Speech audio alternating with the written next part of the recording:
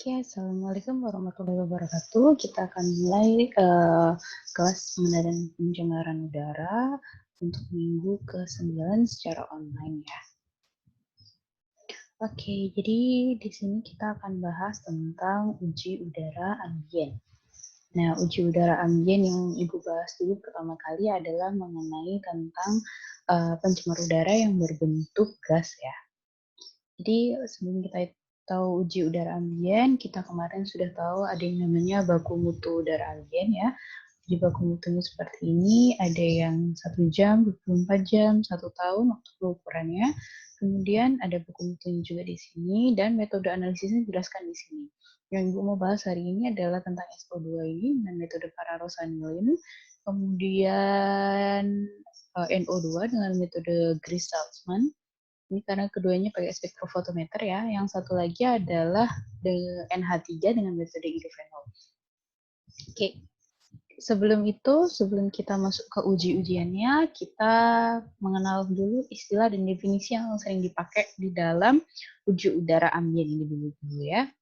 Yang pertama adalah probe. Kita kemarin mengenal kalau probe itu yang dimasukkan gitu kan, yang dimasukkan ke uji emisi cerobong asapnya kan. Nah, itu adalah berarti sampling inletnya probe itu ya.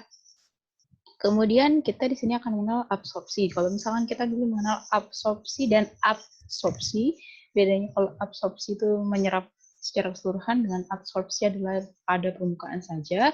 Tapi kalau di sini kita mengenal absorpsi, itu berarti kita menyerap pencemar udara itu secara kimia. Tapi kalau absorpsi pakai D, itu berarti kita menyerap secara fisika. Menyerap fisika itu berarti nanti di tumbuhan, bangunan, atau pengenalan lainnya ya terhadap contoh uji. Kemudian kita akan mengenal stasiun. Kalau stasiun itu berarti kita tempat pengambilan contoh ujinya ya. Kemudian lokasi pengambilan contoh uji jelas yang kita pilih, daerah yang kita pilih untuk sebagai tempat di mana kita menaruh alat-alat sampling tersebut. Kemudian titiknya, tadi ada lokasi, ada titik, terus kemudian kalian juga sepertinya di drainase juga mengenal garis-garis isoplet ya, berarti garis yang menggambarkan konsentrasinya yang sama dari penyebaran polutan pada reseptornya atau pada penerimanya. Kemudian ada model simulasi, kalau memodelkan sebuah pencemaran udara berarti model yang secara matematis, kita pakai matematika, kita bisa memprediksi penyebaran polutan atau pencemar itu seperti apa setelah diemisikan dari cerobong asapnya itu ya. Kemudian berikutnya kita akan mengenal larutan induk. Jadi di sini di uji emisi ini, uji ambien, sorry maaf, bukan emisi, uji udara ambien, kita akan bermain banyak dengan larutan. Jadi yang pertama itu adalah larutan induk. Kita membuat larutan induk itu adalah larutan yang konsentrasinya lebih tinggi. Untuk kita membuat larutan standar dengan konsentrasi lebih rendah. Caranya apa? Tentu dengan pengenceran. Kemudian ada yang kita sebut sebagai larutan standar. Kalau standar berarti kita sudah tahu gitu, konsentrasinya sudah tahu. Jadi kita bukan mencari-cari lagi, yang namanya sudah standar ya, berarti kita harus sudah tahu. Nah, larutan standar ini digunakan sebagai pembanding. Kita kan nanti punya larutan standar, kita punya larutan uji. Nah, dibandingkan yang standar dengan yang uji ini ada perbedaan atau tidak, seperti itu. Kemudian yang terakhir ada kurva kalibrasi. Kalau kurva kalibrasi ini berarti dia ada grafik yang menyatakan hubungan antara konsentrasi larutan standar tadi dengan hasil pembacaan serapan dari larutan uji itu. Dan biasanya merupakan suatu garis lurus. Nanti bakal kelihatan berarti konsentrasi pada kurva kalibrasi ini berapa, gitu ya. Oke, jadi Ibu akan bahas di sini adalah uji gas NH3, NO2, SO2, NOx, NH3. Nah, ini mengacu pada SNI ya, pada standarisasi nasional Indonesia. Jadi kita ada SNI 197119 bagian 1 tahun 2005, dan kita ada bagian 2 dan bagian 7 ya. Oke, jadi dari SNI tersebut untuk NH3, NO2, sama SO2 itu sebenarnya teorinya itu sama ya. Dalam metode ini itu kita jumlah dari pencemar di udara ambien ini kita ditarik oleh yang namanya ini nanti impingement, gas impingement ini ya. Jadi gas impingement ini nanti bisa menarik, karena apa? Karena di sini ada pump. Ada pompanya di sini. Nah, pompanya ini diatur flow meternya oleh laju alir tertentu yang stabil, dan ini sudah ditentukan di SNI ya, berapa laju alirannya. Kemudian ini cairan pengabsorpsi nanti di sini diletakkan di impinger. Maksudnya adalah kita menyerap pencemar itu ditangkap sama larutan penyerap ini.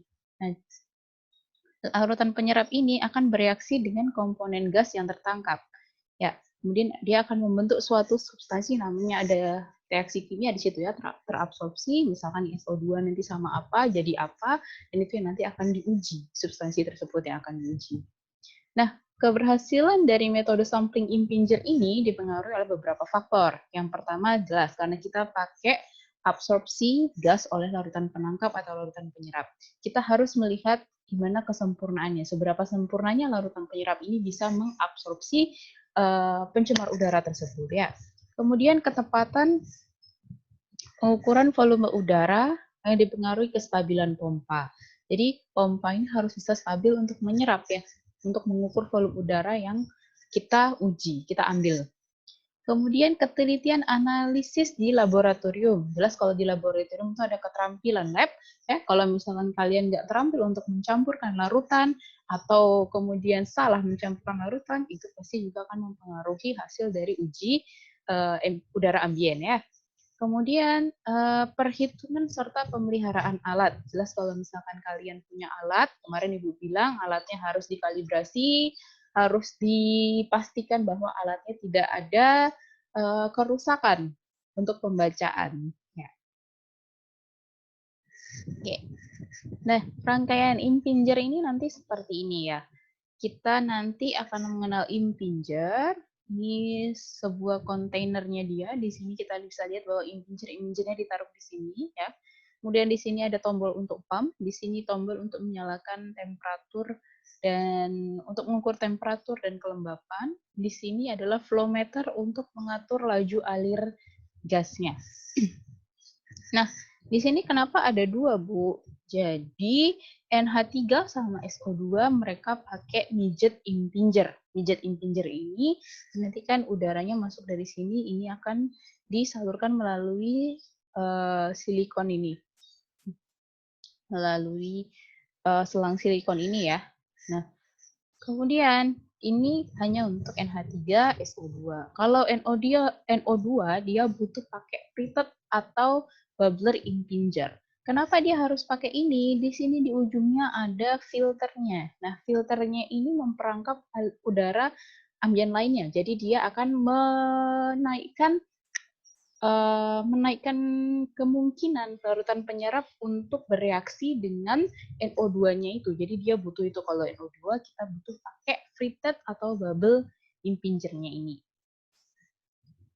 Ini rangkaian impingernya kalau dilihat dari atas ya. Jadi satu kontainer ini kita bisa mengisi dengan berbagai banyak langsung bersamaan. Jadi NOx di sini, di sebelahnya ada SOx, sebelahnya ada NH3, ini boleh bersamaan, bisa bersamaan.